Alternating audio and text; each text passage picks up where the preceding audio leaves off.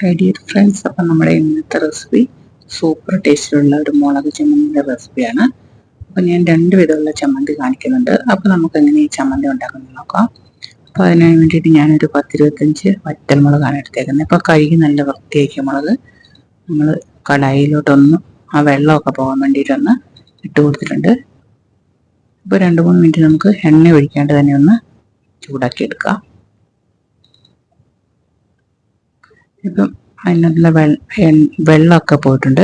ഇപ്പം നമ്മൾ 1 സ്പൂണ് വെളിച്ചെണ്ണ ഒഴിച്ച് കൊടുത്തിട്ടുണ്ട്. അതിനുശേഷം നമുക്ക് ഒന്നുകൂടെ ഒന്ന് വഴറ്റിയെടുക്കാം.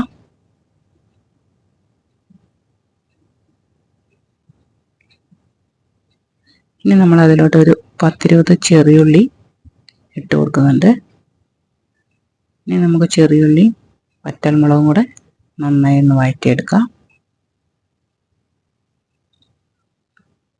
കുറച്ച് കറിവേപ്പില ഇട്ട് കൊടുക്കുന്നുണ്ട്.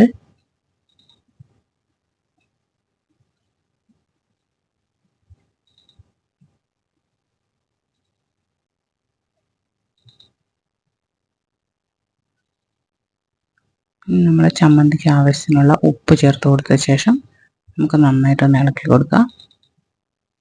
ഇനി നമുക്ക് അതിലോട്ട് ചെറിയൊരു നാരങ്ങേൻ്റെ വലിപ്പത്തിലുള്ള വാളൻപുളി നമ്മൾ ചേർത്ത് കൊടുത്തിട്ടുണ്ട്.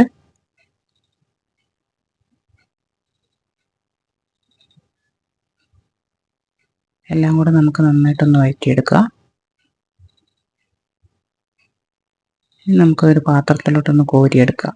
അതിനുശേഷം മിക്സിൻ്റെ ചെറിയ ജാറിലോട്ടിട്ട് നമുക്ക് നന്നായിട്ട് അടിച്ചെടുക്കാം.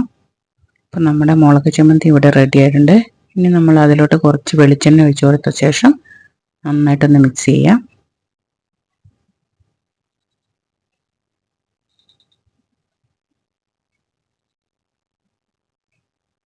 അപ്പം നമ്മൾ ഒരു പാത്രത്തിലോട്ട് കുറച്ച് മാറ്റിയിട്ടുണ്ട്.